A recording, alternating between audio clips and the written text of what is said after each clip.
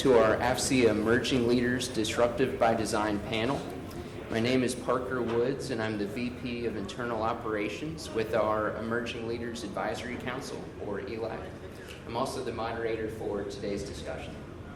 A little bit about myself. I support NASA, currently in a program project management role, but with a technical background in cybersecurity engineering, having supported the Science Mission Director with some deep space network, different communications there, as well as with the Army Futures Command. A little bit about the Disruptive by Design panel. For those who may not know, AFCEA's emerging leaders are made up of our members who are aged 40 and under. I want to stress, though, that our panelists for this session are not here solely because of their age, yet they're here because of their expertise and experience in their fields, and they just happen to be under the age of 40. We appreciate your time and support for our panelists today. You're in for a great session, as our emerging leaders always have great perspectives on IT, AI, and cyber. And with that, I'll go into our topic for today's discussion, which is the Disruptive by Design Next Generation Secure Communications for our nation's defense. In today's complex battlespace, secure and reliable communication is fundamental to achieving mission success. This panel will explore the next generation of secure communication technologies and their applications within the Army. Panelists will discuss cutting-edge developments in areas such as software-defined radio, radio frequency and optical communications, encryption methodologies with quantum resistance, and the role of drone and vehicle swarms. Additionally, the panel will address critical aspects of reliability through the lens of systems engineering, as well as strategies to counter adversarial tactics like jamming and intercepting. The learning objective of this panel is to gain a deeper understanding of the future of secure communications, encompassing both technological advancements and strategies for ensuring reliable and resilient communication in contested environments. With that, I'd like each of our panelists to introduce themselves, and we'll start with Yun if you want to turn your microphone on. Thanks. Hi, my name is Zhou. My expertise is actually in software-defined networking. I've mostly been supporting the DoD as well as the Navy in their path to getting to SD-WAN for their transport, as well as automation and orchestration. Christian? Hey, I'm Christian Keebler, CEO of Southeastern Cyber. We've done a lot of cyber training. We've written a lot of the courses for the Cyber Schoolhouse that the MOS, that all the different MOSs for the Marine Corps and the Army have to go through, 17 Charlie, 17 Delta, 17 Alpha, that kind of stuff. Currently we are taking a lot of things off of mainframes written in COBOL, transferring them to modern languages. I have a lot of background in malware analysis and software development. Hey, good afternoon. Ryan McArthur, I'm the federal CTO for Zscaler. Background's pretty broad. So I was retired chief warrant officer, background in SATCOM, servers, ERPs, and then spent the last 7 years in the Pentagon, advising the Marine Corps, DoD CIO, and my last previous role was the executive program manager for JWCC, deploying the enterprise cloud contract for the Department of Defense. All right, wonderful. Thank you so much. We'll start with the first question here. Understanding, how would you define secure communications, and what are the essential characteristics that make them secure?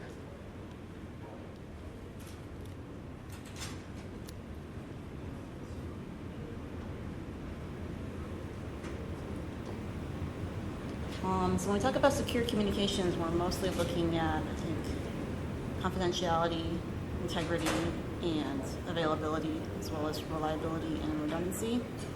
End-to-end encryption is also really important, as well as making sure the encryption protocol being used preserves the encryption of past messages if the private key is broken.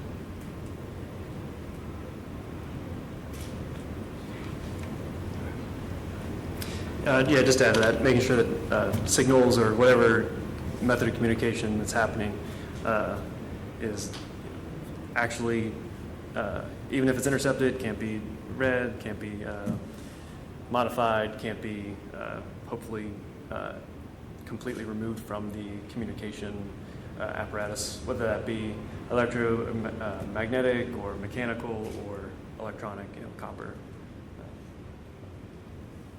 I think as you look at the types of transport that the department is using at large, whether it be RF or types of RF, you can use SATCOM, you can use radio. It really comes down to what you're trying to achieve overall. So like the department is starting to go back to commercial. We really started moving to going back to military grade over a period of time when we were getting heavy into the war, and then now we're going back to commercial grade in the Pacific and into EUCOM and everything. I think that if you start to look at secure communication and how the department is going into the zero trust side of the house, I think you have to start to figure out how you're really starting to look at that overall. It goes into what you were just talking about with availability and resiliency. How is that really being tied together? And then also the confidentiality piece of the encryption side. You can either look at it from an encryption perspective, or you can go from the zero trust side of the house and get after it and specifically look at the data side of the house and really secure just the data side. So look at the secure communication as using transport as just the protection piece. So.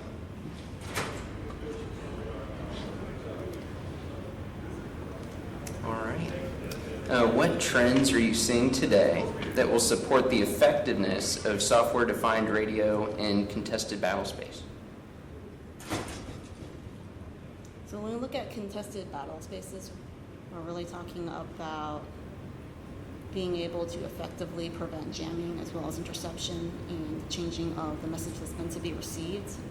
So from the software-defined radio side, really the software is meant to control specific hardware pieces that are integrated that's able to quickly move to different bands and frequencies.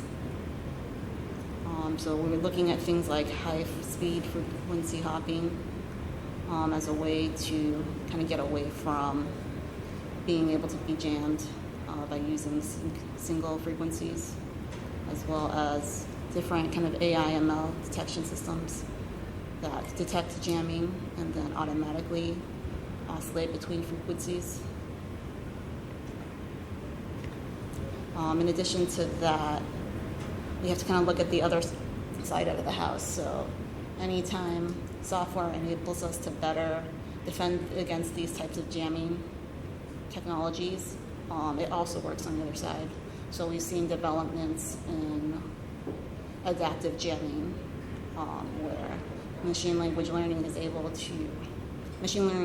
to detect what the frequency is being broadcasted on and target that specific frequency for jamming. Yeah, and apart from the technological component of this, I do see a lot of trends going towards the military in general, and the DoD actually taking SDR kind of seriously. So, for instance, the 17 Deltas, those are your commissioned officer developers. They actually do go through at least 1 week in their introductory course of SDR just to give them an idea of how to actually, what's capable, what's already out there, what libraries can they implement, where they don't have to rebuild the wheel, that sort of thing. So they're getting their feet wet regardless, just to know that these things exist and that you can modify signals with them or whatever you might need to be doing.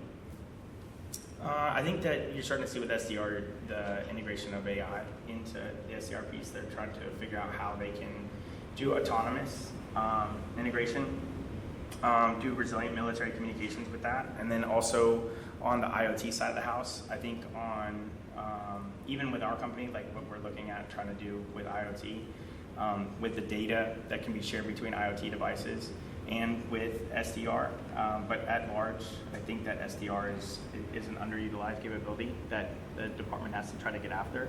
But I'm really curious from you, because on my side, I'm a little bit more ignorant to the SDR side of the house.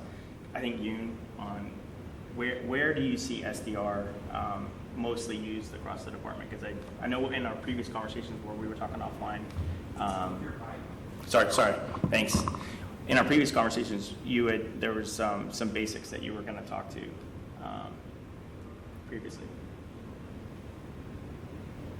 Yeah, so SDR is really about getting away from having hardware control the different frequencies and oscillations and modulations. So what we're really looking at is having the software being able to orchestrate potentially remotely across a vast amount of radios to change the frequencies so that there's no disruption between communications. We need to adapt to different jamming strategies. But the other side of the house is after we get the communication, there's various things we can do to mitigate against jamming by noise, like error correction. And then increasingly, where we see the field moving is using AI/ML to do things like error correction to detect the jamming and to protect against that. But then again, like I said, on the other side of the house, it's kind of a treadmill because those same AI/ML technologies can be used to do the opposite, to detect which frequencies are being hopped to and in real time jam those specific frequencies.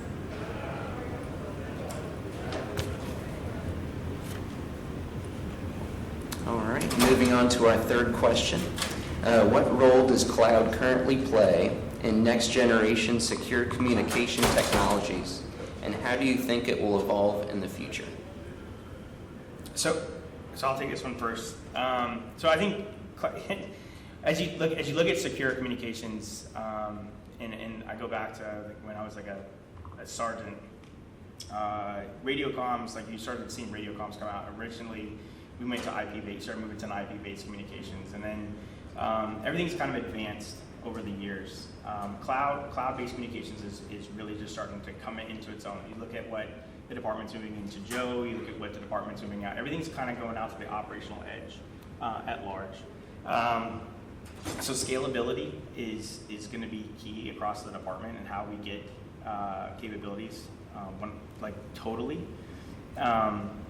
And then the functionality that we're trying to achieve across the board. If you look at what JWCC has been able to achieve just in the last year and a half, the department has been able to invest, I think, over $1 billion just in the last year. That $1 billion is just it's just an investment in capabilities, but then what are they trying to achieve in the actual deployment across the board, not just in strategic capabilities, but tactical capabilities? And then how are those investments being enhanced at the tactical side?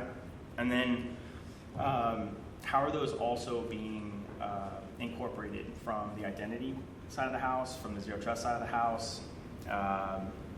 And then if you bring what the cloud service providers are starting to invest in from satellite companies, so if you look at what Microsoft is starting to do, AWS is starting to do on the SATCOM side of the house, Oracle and Google are starting to look at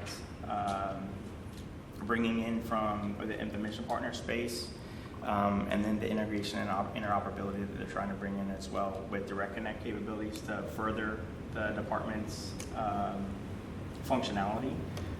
It's pretty powerful.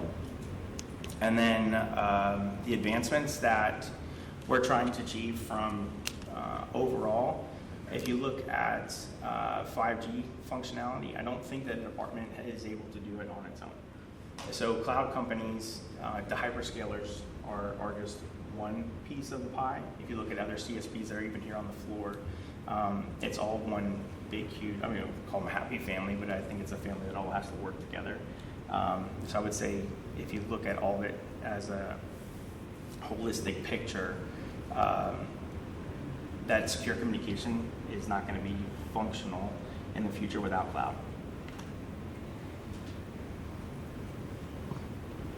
Yeah, so it's definitely a piece. I mean, you can't manage banks of GPUs or whatever you're trying to do, and you can't manage all of these different virtualized applications that you have running across your infrastructure without cloud, of course. As far as its role in next generation comms, I mean, if we're talking about contested battle spaces, at best it's going to be hybrid. You're not going to have, we're not going to set up, well, I hope, maybe we will now that I'm saying it, set up, an OpenStack cluster with a ton of like power banks or something in the back of a C5. Maybe we will now that I said it though. Yeah, no, I mean, so in a contested battle space, we're just trying to, so if we take the Pacific, kind of jumping ahead a little bit, but if we take like a future conflict in the Pacific, we're not going to have tons of server farms and stuff like that floating in the ocean that are close by with fast enough reaction time to allow for AI to actually control the SDR functionality that we talked about, to actually do the frequency hopping or whatever kind of different things that we might want to be doing. There's new antennas that you can actually change the way that they, on the fly, what frequencies they're responsive to. So this is like it looks like a little glass bulb. I can't remember exactly what it's called, but it's something atomic transmitter or receiver. I can't remember. But essentially, using those in conjunction with banks of GPUs and all these kind of things that you might need, you can use AI to actually to manage your electromagnetic spectrum in that area. So you can actually jump ahead, do these things that you need to do with receivers on smaller UAVs, or if we're going to talk about swarms, that kind of thing. So that when the Chinese do eventually try to intercept, jam, whatever they're going to do to communication networks, which of course are going to be targeting all those different things that make the F-35s and all the other different systems talk to each other. It's going to have to reach back to some kind of decision maker. And if we're doing it quickly and on the fly, it's going to be some kind of AI, some GPU bank. So yeah, definitely a hybrid kind of look there. Yeah, I think I see the role of cloud in the SDR technology as more of doing the care and feeding and enabling kind of the ZTA infrastructure if you connect back to a transport. So verifying identities, being able to keep vulnerabilities patched and up to date, and making sure that any of the radios that are connecting to like a backhaul transport are compliant with security protocols. Wonderful. All right, I know this was a discussion that a number of us had here, that I think an exciting question. What are examples of use cases that in your experience demonstrate the future direction of secure communications? I think this is a pretty open-ended question that will generate a lot of ideas, hopefully, regarding secure comms. Thoughts? Yeah, so we just talked a little bit about the Pacific Theater. I think that's probably the most, if that does happen soon, that's probably the best place to kind of set the stage for a contested battle space, because that is our closest near peer. They have a lot of things. You can look at a lot of different unclassified reports from different universities, think tanks, that kind of thing, where they look at satellite images and they show you what EW batteries are sitting where, what capabilities you can see just from visual identification from satellites.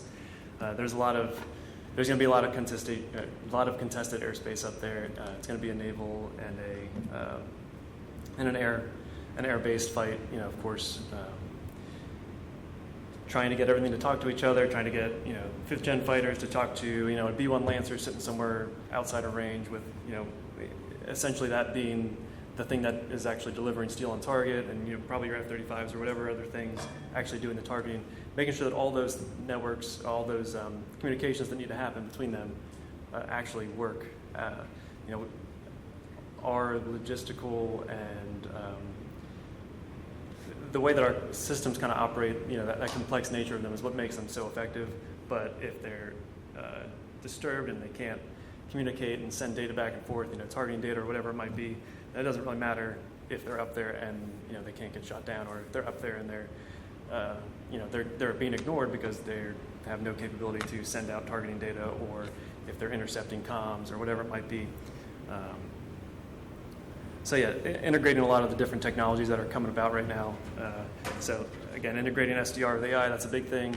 Line of sight is a big thing. So if there's different tech that's coming out right now that's in the DARPA space, that's just straight line of sight communication. So a lot of different things that we'll have to integrate just to make sure that all of our weapon systems actually work and either create that deterrent or create that effect if something does kick off. So I'd say, and go back to the previous question, but it leads right into this, and it's going to perk up one of my guys' ears. Is if you look out into the Pacific, there's a lot of different efforts that are going along. some that are based in that support the secure communications piece that are also back-end, they're supported by a back-end of a cloud infrastructure. So if you look at, so I hate saying it because I'm going to drink, Jason, just for you. So Dark Horizon, and every time one of my RSMs, he talks about Dark Horizon, he has to drink. But Dark Horizon is like an effort that's going on for the Army in the Pacific. But it's a software-defined networking effort.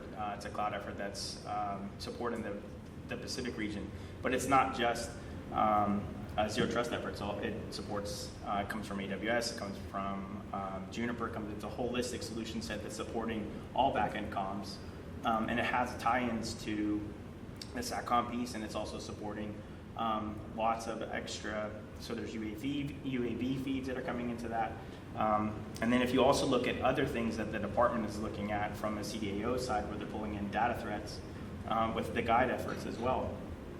So I'd say in the Pacific, as you look to the future, I think that there's a lot of pieces to the secure comm side that the further we look into the cloud space, I think that you're going to continue to see that we're going to push the operational edge, because we used to just talk about the disconnected space every time we went out to the tactical side. I was the senior tactical advisor previously for DoD CIO, and we always talked about, hey, the tactical edge was just a disconnected space. Now you're talking more about the operational edge consistently, and how far we can push that boundary out, both in the classified space and in the unclassified space. And I think if you look at some of the companies and the investments that they're making at large, you'll see that that's expanding. And then if you look at, even look in Ukraine, some of the things that were done by other companies, look at what Anduril brings to the table. They're mainly known as a UAV company, but actually what supports their entire back end is a software named it's called Lattice. It's an AI-based software that runs their entire infrastructure. It's all cloud-based, but it's a secure communications platform that runs everything. And I'm not selling Anduril, I'm just telling you, but it's cloud-based, and they're hosting it in multiple cloud service providers. So I think if you look to the future and what examples are coming from the secure communications side of the house, there's a lot to be said about how the industry is starting to change the landscape over the next several years. Yeah, I think the situation in Ukraine brings up some interesting differences we're going to be seeing in the future. So they use UAVs in kind of a traditional way for like first-person perspective to look at tactical movements of troops. And that's generally the way I think we think of technology as supporting us, feeding us information, and we ultimately make the decision. But then when we also look at the role of AI/ML within SDR and these other technologies, we have to get used to the idea of offloading some of that decision-making to machines. And even when we did that in the past, we kind of hard-coded the logic of how those automations would occur, and now allowing the software to learn by itself and to make those decisions is going to be a new paradigm. And as we are looking at that, I think we should be expecting more machine-to-machine interaction and their vulnerabilities that could come up when we look at that. And if we're not receiving that information, that feed firsthand, the more processing it goes through, the less likely we'll be able to detect if something in the middle is tampered with. So those are all things that we have to consider on the security side as we're moving towards the future.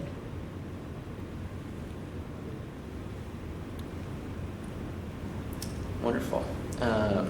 What role do you see EW, radio frequency, or line of sight technologies playing when they operate at the edge and connect to zero trust architectures?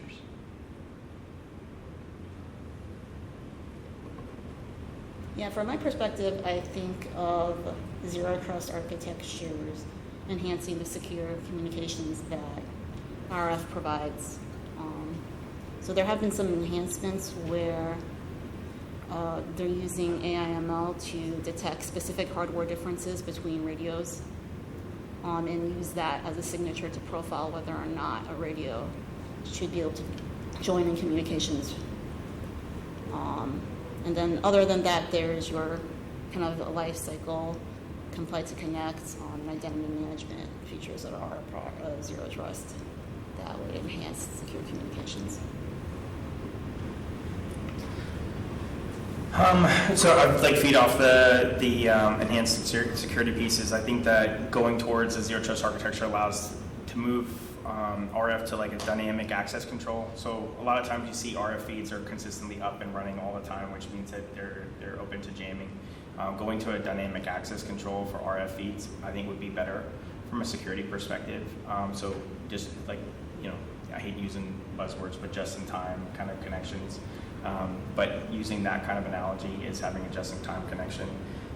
Doing the operational flexibility, having that side of the house, having encryption, compartmentalization of data, I think that that's also important, having that enablement of that side of the house.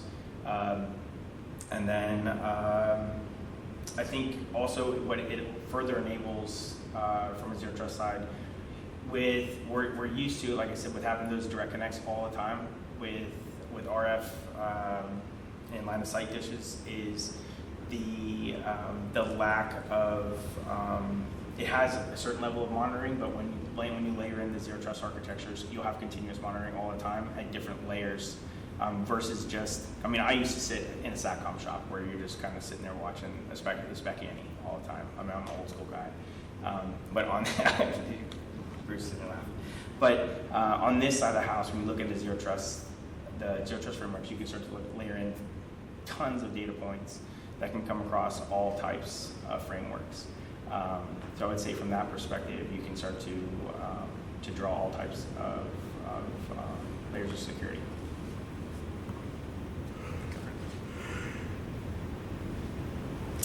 Moving on, as we shift towards a data-centric environment, the discussion around traditional transport methods is evolving. In this context, how important is it to consider the significance of encryption in RF-based transport and the role that zero trust architectures can play in enhancing security?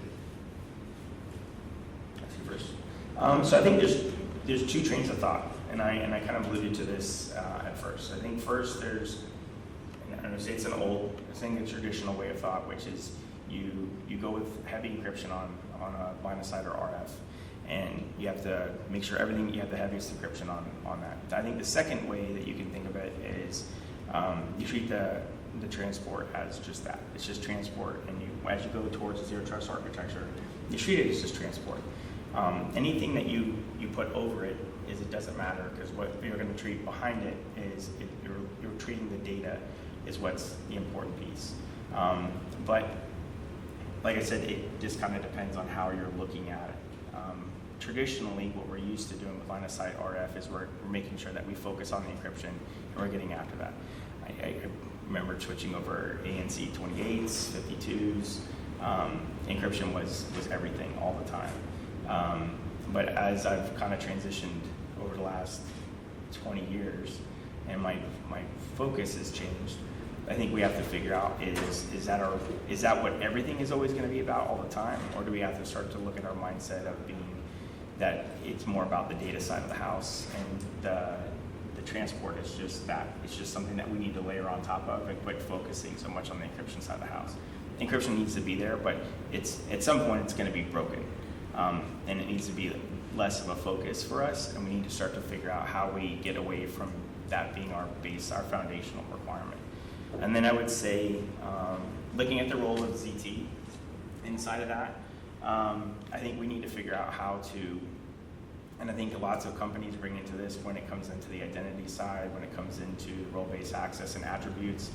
And I don't know that the department has always been really great about this, is bringing in the attributes to the identity piece, is how do we ensure that you're bringing the right person to the right solution, to the right access, whenever they do have a connection over that transport versus the encryption piece.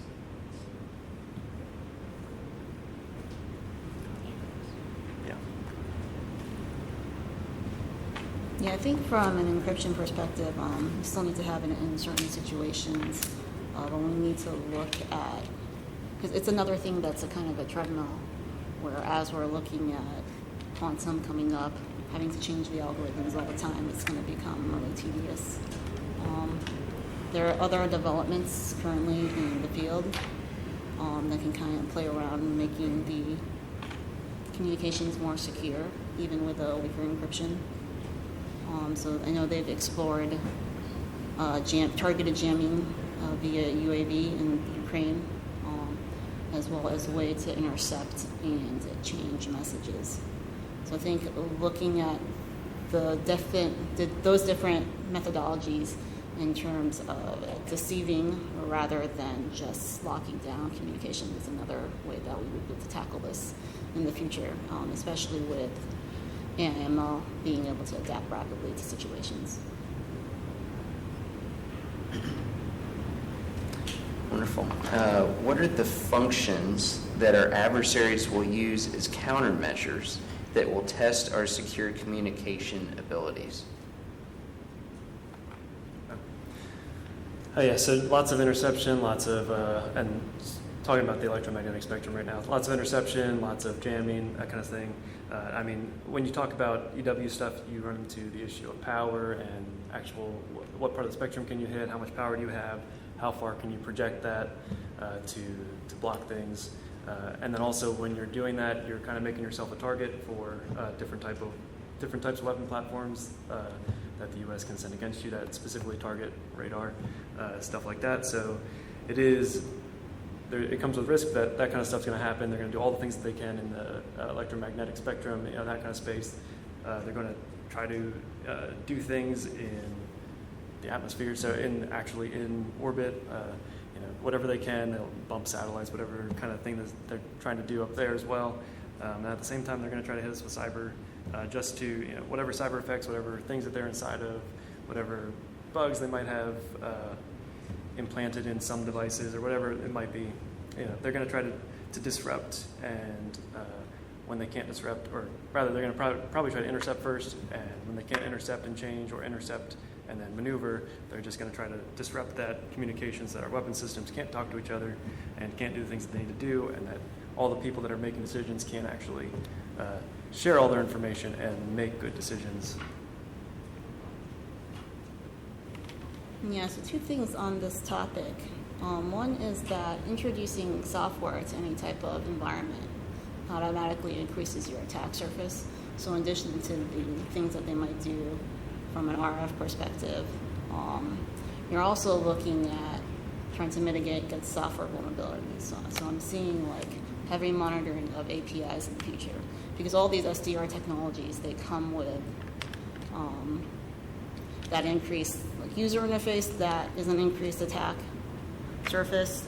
Some of them come with remote configuration capabilities, which is really great when you think about it from an orchestration perspective, but then also those APIs can be leveraged by an adversary to jam up your communications.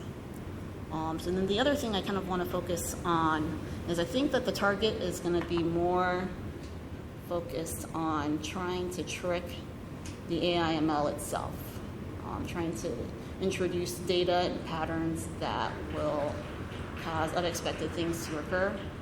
So like while we are trying to get used to handling kind of these decision-making aspects of what we do manually today to AIML, that's definitely something we have to look like. It's kind of similar to like phishing and targeting human beings. I see the AIML piece actually being the weakest part, and there being some interesting hallucinations and things coming forward. That's another increased attack surface.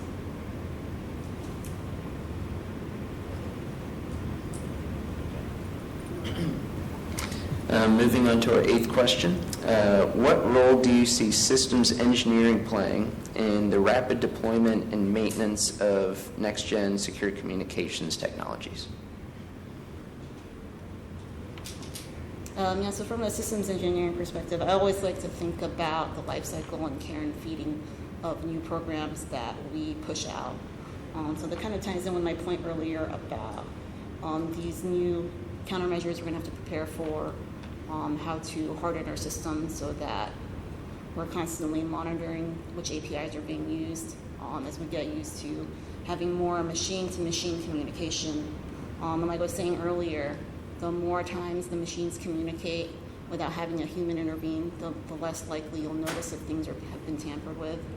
It's going to be hard to detect if it's something anonymous with the algorithms or if it's some type of adversarial attack. So looking for new ways to test those things and validate that the data that's being fed to the system is impacting it negatively.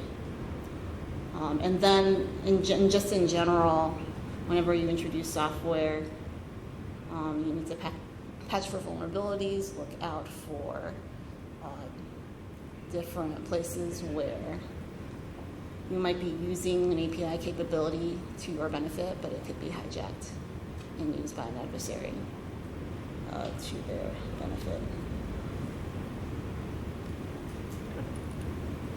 Nothing? All right, so the first thing that comes to mind for me is I think back to whenever I was in Afghanistan, and I hopefully nobody in here works for Harris.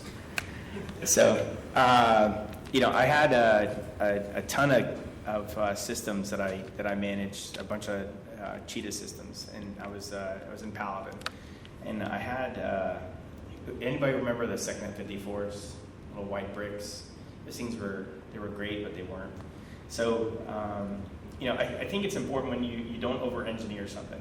So the thing that was great about TechNet 54 is they had a great web GUI that you could operate on. You could connect them to anything. But what was horrible about them was you could take them apart. And if you took them apart and you didn't put the exact ones back together, they didn't work. They were just like bricks, And the other thing is they could kind of overheat. So I think when you engineer something, you don't over-engineer the thing. You put a bunch of engineers in a room, and they tend to just like talk in circles. And I'm looking at two people who used to work for me in this room, and they know exactly what I'm three. And you put a bunch of engineers into a room with each other, and what they do is they just talk and talk and talk, and they get after problems until they're blue in the face. I think over-engineering an issue can become a problem, and anytime you're getting after a problem set. And then I think the other thing is interoperability. I think interoperability is a huge problem that we run into in the department. I think if you look at cross-domain solutions, I think is a huge thing. It's an easy one you can kind of lean into. Cross-domain solutions, there's no one that's kind of like the same, even though it's a standard that's across the board, but there's no one that's built the same. So I think having interoperability as you're kind of going through your engineering subsets is ensuring that you're keeping what you're building towards in mind, because you want to have something for the warfighter that's going to work, not just for the Army, but across the Navy, the Marine Corps, because every one of them want their own color, their own flavor, their own everything. And then also you want to turn around and you're going to have that same conversation with the UK and with Australia and with everyone else. And then I would think the last thing is the lifecycle management piece of it. A lot of times you have to figure out how you're going to work through that solution set and how it's going to last and how you're going to work through like replacing it. Do you want to rip and replace? Do you want to be able to just recycle it? How are you going to do that? I had issues with AWS where they built a Connex and they didn't realize that they were going to have to figure out how to destroy the things because it was a classified building. This is before JWCC guys, but they didn't know how they were going to destroy the things. So they had to come up with. They were like outside with lasers. They're outside with all kind of things. So like I said, you have to figure out how you're going to do lifecycle management on anything that you build. So as you're kind of going through, I think the first thing is don't ever over-engineer. Second thing is make sure you have interoperability. And third is have a great lifecycle management plan.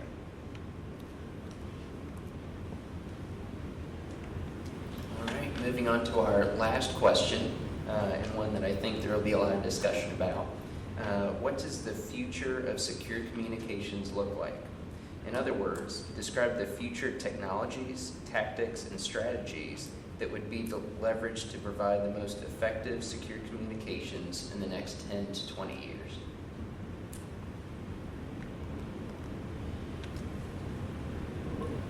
Yeah, so from my perspective, I think of this as focused more on the AI/ML aspect and also targeting AI/ML and its various deficiencies in the countermeasures portion. So from the AI perspective, we were already seeing a lot of advancements in frequency hopping, being able to detect what frequency is being transmitted and jamming on those specific ones. And that's just going to continue to improve as our compute capabilities get better.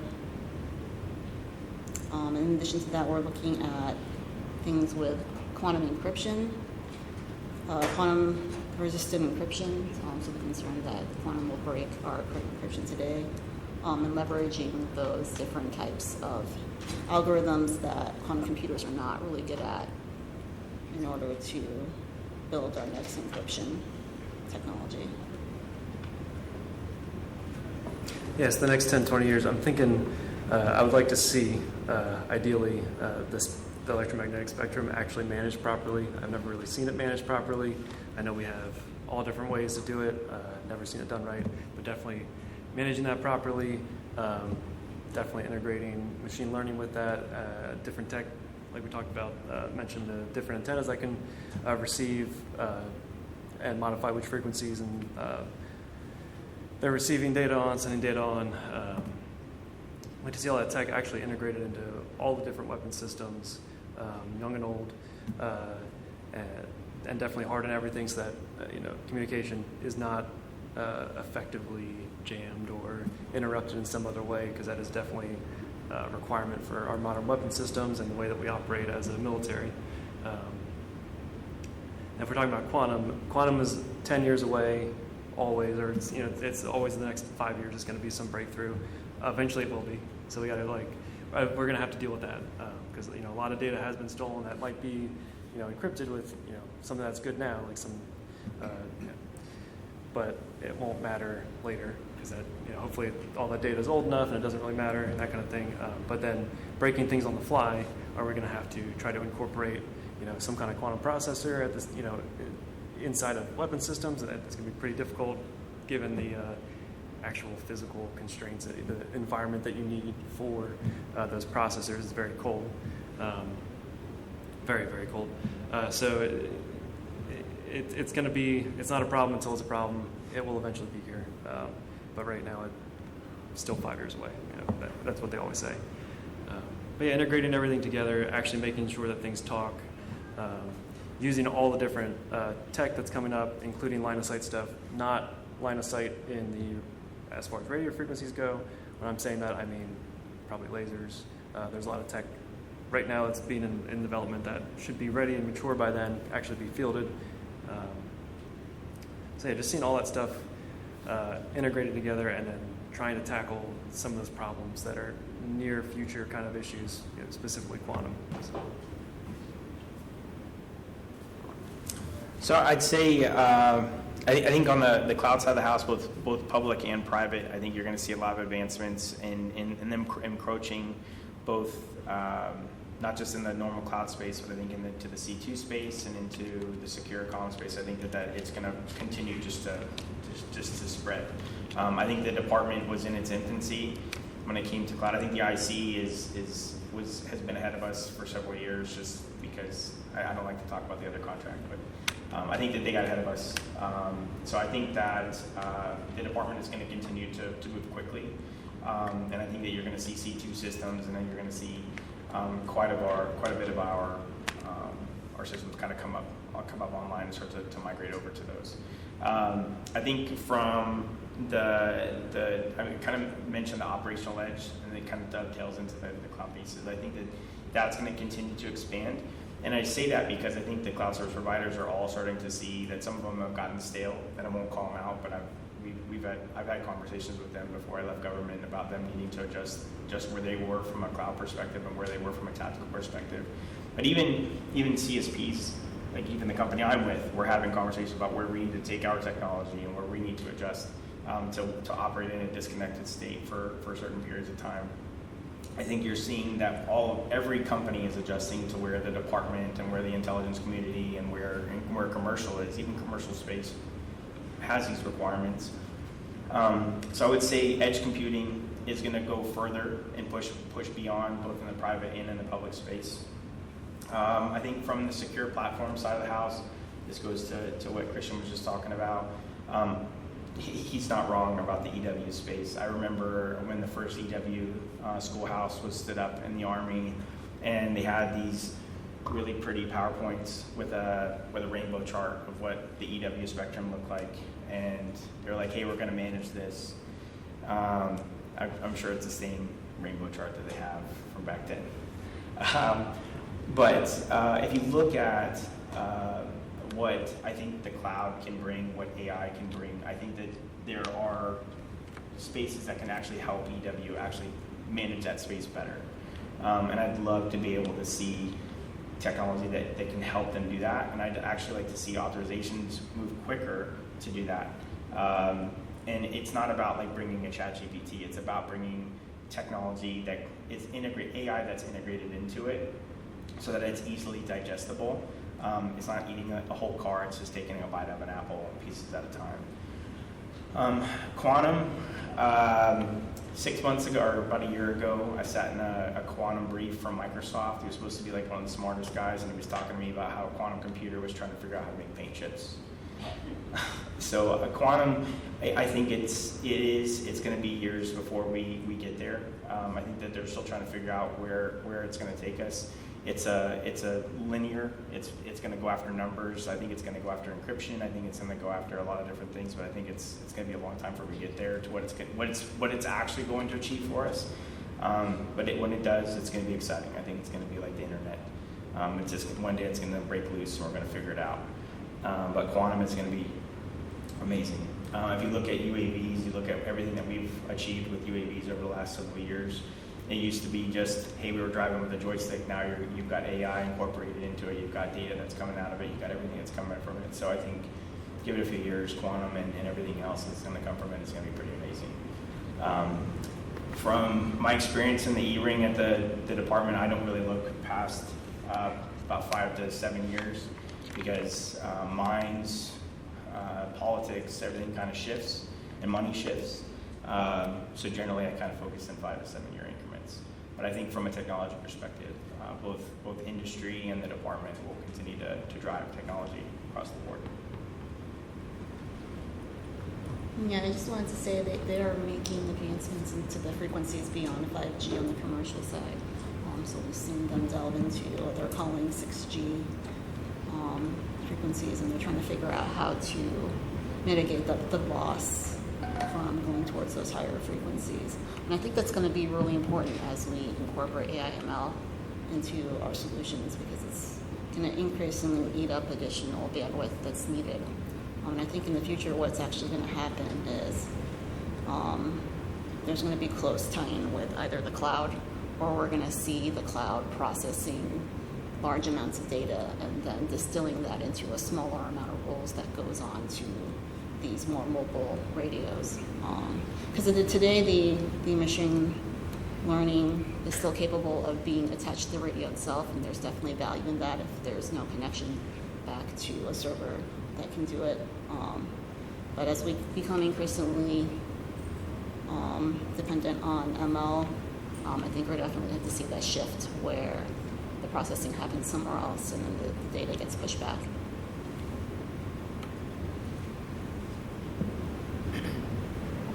All right, that concludes some of the questions that we have for today's panel, and now we'll open it up from questions from you all for a Q&A session. So feel free to just raise your hand and I'll call on you, and we'll get through. Thanks.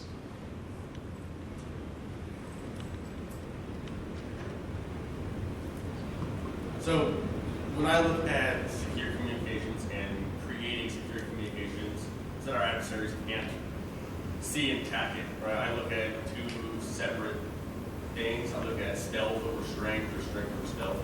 So strength being encryption, machine learning, AI, that kind of thing. And I see stealth as in our adversaries not being able to identify analyze and then attack. As in, I heard high-speed frequency hopping, so making our transmissions and our receiving harder to identify and find. Like, what ratio would you say of importance strength is over stealth or stealth over strength? Like, are they 50-50 in importance, or do you see one as we should focus more on? I think that stealth would be a better focus at this point, because strength is mostly about compute power, and we're seeing really large leaps in that, and it's going to be hard to keep up with. So I see a lot of technology as just kind of iterating on a previous idea, but being able to do it more efficiently because of the increased compute power.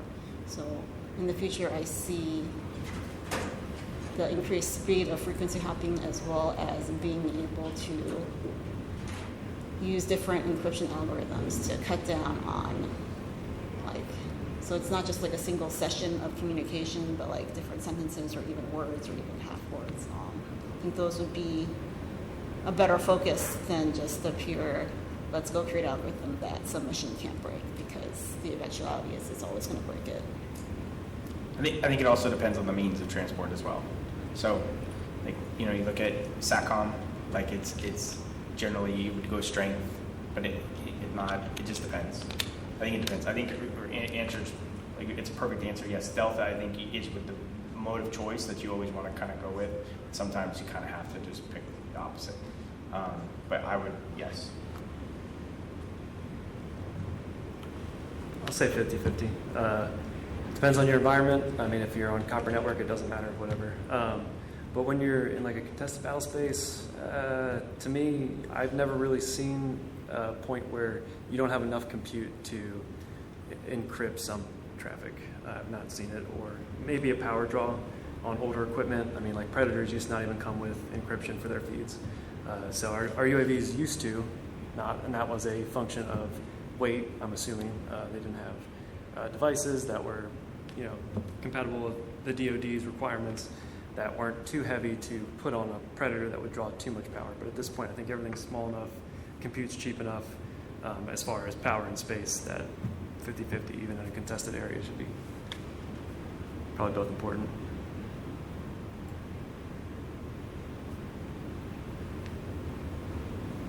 All right, any other questions? Otherwise, I might call in some of Ryan's buddies there that supported him before. You never know. No. No.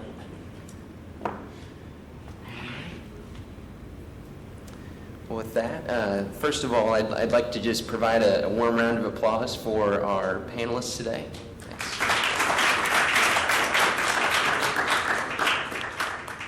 And so thank you, Yun, Ryan, and Christian, for your very insightful discussion and from the perspectives that you shared. Thanks to Veronica Snell, who's our Emerging Leaders Coordinator, and the Emerging Leaders Panel Committee for coordinating today's discussion. We hope that you'll enjoy the rest of the conference, and thank you again for your time today. This panel was CEU credited, so if you would like, we do have scanners in the back. Thank you so much.